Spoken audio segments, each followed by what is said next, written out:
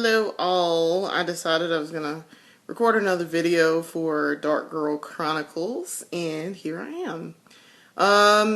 It's the start of September, and I'm just so surprised that August has gone by so fast. It has gone so fast. I'm like, seriously? Where did August go? My sense of time is way off anyway, so like what seems like a really long time to me is actually not really long. So, yeah. I'm kind of weirded out by the fact that it's like the beginning of September already. And Labor Day is coming up, so that means the end of summer. And that also means no white after Labor Day for me. I do not wear white. I adhere to that rule. I do not wear white clothing after Labor Day. So that means my white flip-flops, and I got a white skirt that's like a tutu skirt, and like some other things are going to go into the closet, and I'm going to start pulling out my fall clothing. Even though, yeah, it is still technically summertime. It is, I mean, and I got some stuff that's like either or, so I got some shorts that I can hang on to, and then I can wear until fall officially begins, because here in Burlington it's kind of cold, like maybe like November, December-ish. Columbia, it doesn't really get cold until like January. It could conceivably be like 85 on Christmas Day. So, and it has been before. That's happened. I think I was like maybe 5 or 6, and it was like 85 on Christmas Day, and I was like, what in the world? That's confusing to a young child who wants to wear biker shorts all year round. My mom was like, child, no, you can get a touch of that death in you. Don't you do that. Don't you go out there in no biker shorts. What's the matter with you? So, I am super excited. It's the beginning of September. Which means that in a couple of days, I will be seeing my boyfriend again. I'm so excited. I'm so turned up about this. Like, I'm just so turned up. Oh, I don't know why. I guess that's a symptom of being in love, I suppose. And I realize I have all of the symptoms of being in love, which is terrible because I really was not planning to fall in love again. Really wasn't trying. Really wasn't. And the problem is, I guess I should get into this. Let's talk a little bit about what this means. Okay. I love him. Okay. I love him. I love Brandon to death. He's one of my favorite people in the world. He's incredibly giving and kind and sweet and generous and just like awesome all the way around. But I wasn't intending to fall in love again with anyone. Okay. Divorce kind of makes you not want to do that. That's just how it goes. Like for me, that's how it goes. I really was not trying to. The problem was I've been in love with Brandon for years. Okay. And I'm going to go on record and say right now, yeah, I was married, and I wanted my marriage to work. I really did. I wanted my marriage to work greatly. God, I wanted it to work. I can't sit up here and lie and say, no, I didn't want my marriage to work. Yeah, I did. I really wanted it to work. And I tried. I really did try. I put forth a lot of effort. And Brandon knows this, and we've talked about it. I tried, even though I felt that way about him, I still wanted to make things work with my ex-husband because I had taken some vows in front of God, and God didn't give me an option where I was like, hey, I'm gonna stop feeling this way about someone and, get a divorce immediately. Like, that wasn't in my plans, and I don't think that was in God's plans for me. Okay, I'm not an overly religious and spiritual person, but I do have a little touch of the religion in me, just a little touch. And I tend to take my vows in front of God pretty seriously. So when my ex-husband decided that he didn't want to be married anymore, well, I kind of had to make a decision. And I already knew how I felt about Brandon. I felt that way about him probably from the second month that I knew him. Probably when I was like 15. So, yeah. I mean, I already knew how I felt about him. I was in love with him pretty early on, like when we first met in 1995. Okay. But he had a girlfriend. As I've explained before, he had a girlfriend and he was too old for me. So I didn't say anything. But I can honestly say, and I will say this on camera, and I will admit it on camera. When I met him again, when I saw him again, it had been like 12 years. And my husband was standing next to me at this point. And I saw him again and it was like, oh wow. I was like, wow. Wow. Damn, he turned out to be handsome as fuck. But I couldn't say anything, obviously. And I mean, because my husband was standing there next to me, one. And all of my feelings that I'd had for Brandon just kind of all came back, like, immediately. And I realized what it was. And I was like, no ma'am. First of all, you're married. Second of all, no, we don't do that. We do not engage in whorish behavior. So, as my supervisor likes to say all the time about people who do these things, we don't engage in whorish behavior.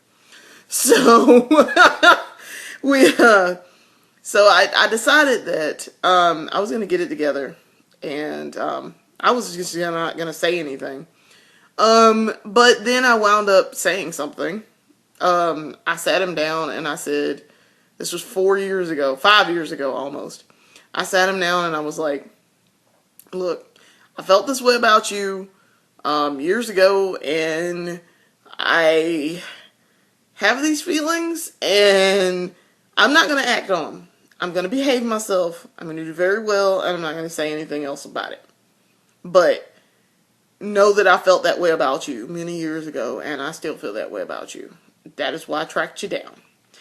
And his response was one more of, really?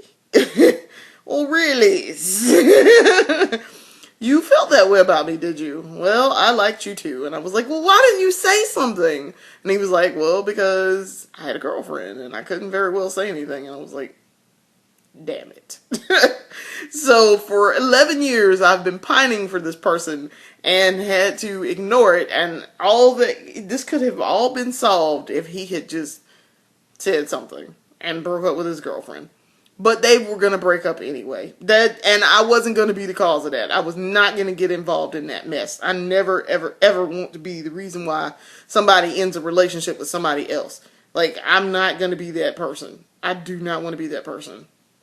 I just never want to be that person. So, for 4 years, or almost 5 now, we just didn't say anything about it. And, I kind of put them off and put the feelings off to the side and shut that switch off again. Because it got switched back on. I liken my feelings for Brandon to a switch. And like a light switch on the wall. And it switches on and off, and so, like, when I saw him again, it switched back on. And I was like, damn it. That's kind of awkward and terrible. Turn the lights off, damn it. So, I didn't say anything, and I turned the switch off. And then, after I said something to him, I turned the switch off. So then, of course, my marriage fell apart. And, that entire time, Brandon was there. Like, I mean, he was there. And my mom likes to say, and I've said this before, my mom likes to say that he's smitten. I wouldn't use the word smitten. I would say that he likes me a lot. And very much so, he cares for me a great deal. And it probably does really actually rise to the level of love for him. But I wouldn't say that he's smitten. I don't get that sense. I get that he really likes being around me, and we really like spending time with each other, and we get along really well. And I mean, he just really likes me. And he probably does love me. I love him. I love him. But I realized that once my marriage fell apart, I realized that it was a little while before I realized again that I was in love with him again. And that the switch had in fact gone back to the on position without me knowing it. Because I was recovering obviously from my separation, very sudden, abrupt, forced separation. And I wasn't thinking about that. Like, I wasn't thinking about, hey, I want to be with this guy who's been there the entire time and has been awesome and wonderful. No, I wasn't thinking about that. I was thinking, oh God, how am I going to pick up the pieces? My life is falling apart. Everything that I've worked for in 7 years is gone within the span of probably like 3 hours. So, I'm sitting there, trying to piece together my life. And then, of course, my mother, told me that she was sick, and it was like, God, what else on top of this? So I don't have time to think about being with someone. So, when I realized it again, I knew I liked him still, and I really leaned on him a lot in the first couple of months. We spent a lot of time together, and he got to listen to me whine and mope and cry and just generally be destructive and self-destructive and be just awful. And there was a lot of times where I just crying. I never cried in front of him, but I cried a lot the first 6 months. God, it was awful. At least once a day I was crying, which was awful. And so I started this photo project of myself that I've talked about, and you can see it on my website for my portfolio. It's called the Me Project. I started it Valentine's Day of 2012, which was my first Valentine's Day as a separated / single person for the first time in like 7 years. And so I started this project, and I started taking photos of myself every day. And, I want to address a point also about this. I had someone say to me recently who likes to make really ridiculous and just dumb statements, not knowing the destruction that, sometimes what people don't realize is what they say can be extremely destructive and just hurtful. And it can undo progress and, just completely just tear down what somebody has worked really hard to build up. I had someone say to me that my photo project wasn't because of other reasons. It was because I was narcissistic. And I'm like, I am quite far from narcissistic. I am the least narcissistic person that I know. I do not consider myself attractive. I don't consider myself beautiful or pretty or any of that, okay? Brandon will tell you he thinks I'm hot, okay? My mom thinks I'm pretty because, well, my mom is my mom. My dad thinks I'm pretty. My sisters think I'm pretty. And probably my brother thinks I'm pretty, okay? And, well, I would say probably the majority of my family members probably would say that, I'm a pretty woman or whatever. But I don't look at myself like that. I don't judge myself like that because I was raised to not be so stuck on yourself and be so wrapped up in your looks and all that. It's just, I'd rather have brains than looks. So, I have always been taught that. And so I would never, ever, ever, ever in my life sit up here and tell you that I'm that into myself that I care about the way I look so much that I'm going to take a picture of myself every day so that I can look at myself and be like, oh God, I'm so beautiful. Like, that's not my deal. And that's not what these videos are about either. And for someone to say that to me, it was extremely hurtful. And if I hadn't made as much progress as I have made in the past year, with my self-esteem rebuilding my self-esteem, I would probably have punched him in the face and probably quit my job because it was at my job that someone said this. And I was like, really? Do you listen to yourself sometimes? Because some of the things you say just don't make sense and you're dumb. And I know that it's not that you're dumb. It's just that you don't think about the shit you say before you say it. And I don't appreciate that. Like, it pisses me off so much because it's like, stop it. If you don't have anything nice to say, just don't say anything. Because you're going to wind up sticking your foot in your mouth. And you're going to make an ass of yourself. So, but that's not what my me project was about. That's not the intent of it. The intent was to rebuild my self-esteem, which was destroyed when my spouse walked out on me. So, you know, people heal different ways and people react to things differently. Now, this person probably wouldn't have reacted the way that I reacted when my marriage fell apart. If his marriage had fallen apart. He probably wouldn't have reacted that way.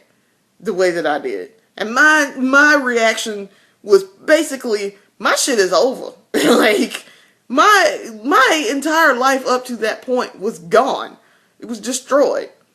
And I had to figure out how the hell I was going to rebound and take care of myself and pick the pieces up. And this person has not exactly been the most supportive and helpful the entire time. They've made statements to the effect that I should just move on and not be upset about it. Well, that's you. You might not be that upset about it if your wife decided, hey, I don't want to be married to you anymore, so I'm just going to leave you. You might not be that upset about it, but everybody has a different breaking point. And mine was that I had invested a lot of time in this marriage, a lot of money, a lot of feelings, and, work, and to make it work. And for my troubles, I got stabbed in the back. And basically told that I wasn't worth, the damn paper my name is written on. So, yeah. Yeah, I reacted a little differently than he would have. So, but my me project was not that. It was to rebuild and to find a way to just build my self-esteem up again where I felt like a normal human being, or at least somewhat normal. I will probably never be completely normal, ever, in my life. I will probably never be normal, ever again. And I may never actually fully heal from all of this. It's just that I know that I've made a lot of progress in the past year.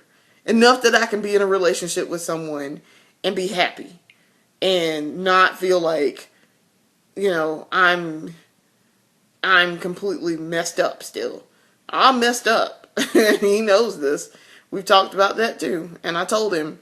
And I will tell the world, I don't want to screw this up. I'm not scared because I think he's going to do something along the lines that my ex-husband did. No. I'm scared that I'm going to be the one to sabotage this and screw it up and just make an ass of myself and completely screw someone over and destroy a friendship, a long-standing friendship, that happened to become something else, just because my shit is all messed up. I'm completely messed up in the head when it comes to relationships and being secure in that.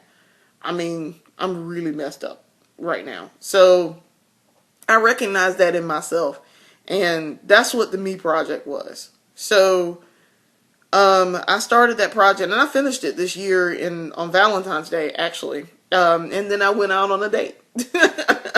I went out on a date with my now boyfriend.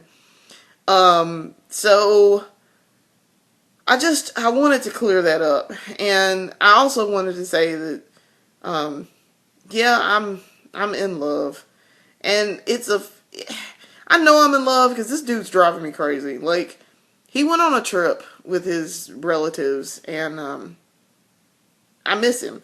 And I'm like 3 hours, by default, I'm 3 hours away from him. 3 hours and like 150 miles away. And yet, like, I miss him. And I'm so excited about going to see him when I go home and getting to spend time with him. And I don't care if we don't do anything. If all I do is just sit there and just look in his face all day long, I don't care. That's all I really want to do. I just want to spend time with him and just be around him. He makes my life better just by being in it. And I knew that I had feelings for him pretty early on again. And I told him that once my divorce went through, I wanted to date him. And he had this look more or less like, what the what? You're still married. Don't talk to me about that. You talk to me about that when you get not married.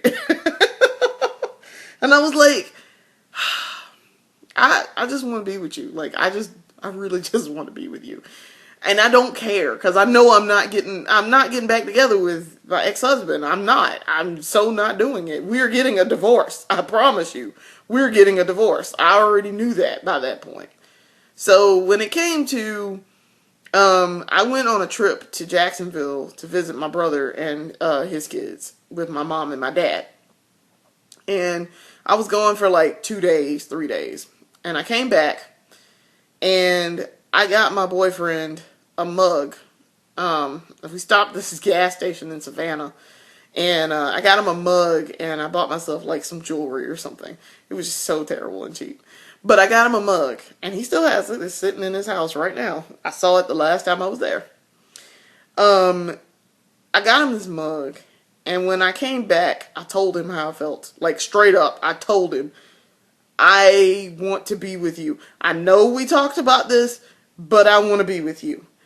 And I don't want to be with anybody else. I mean, I straight up, and I knew, because at that point, my ex-husband and I had already decided we were getting a divorce. And by deciding, he told me that he wanted a divorce.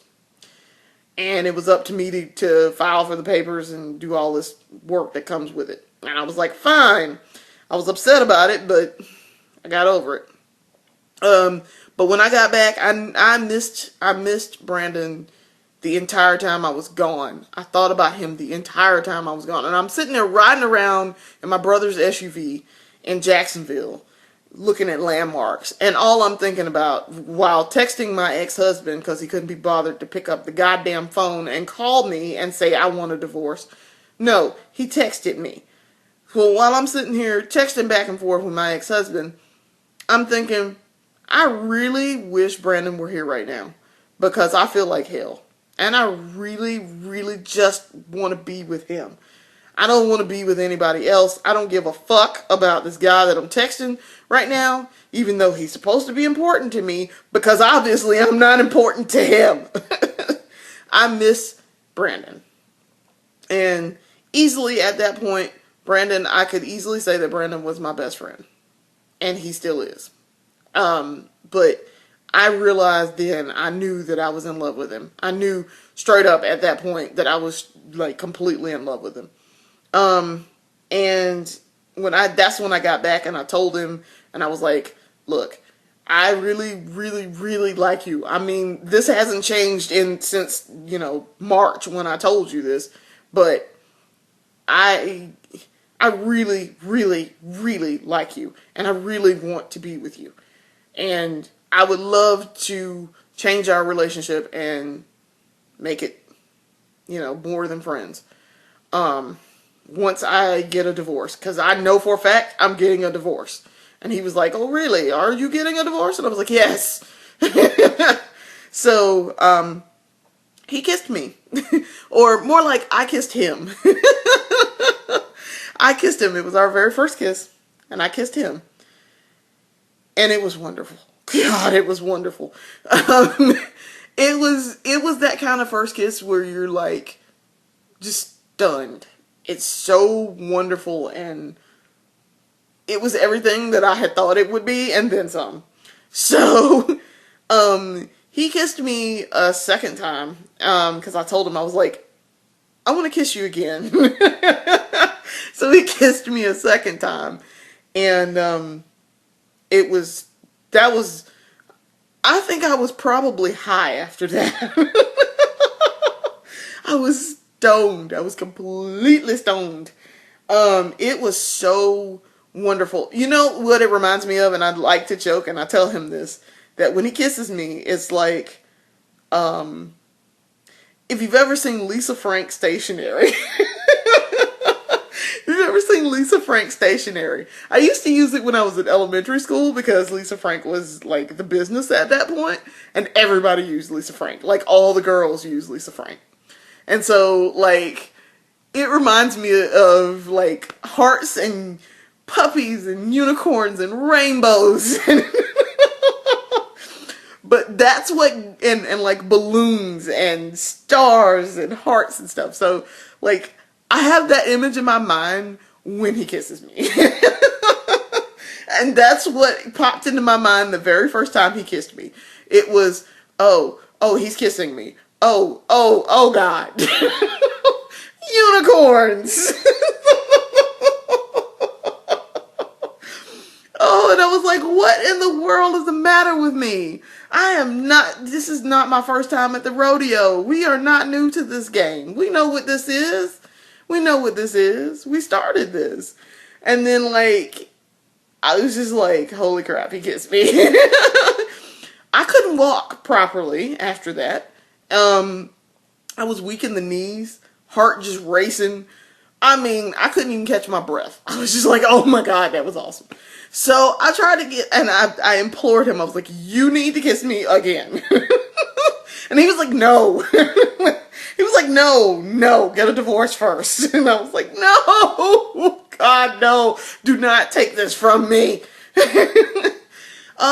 So he kissed me a third time that night, and so nothing else happened for a while after that. That was the beginning of July. And then the beginning of August, we went to, a town that I used to live in. And, I, showed him, some things and talked about things on the way. And, we hung out and spent time together, and we took pictures, and, I introduced him to another longtime friend of mine.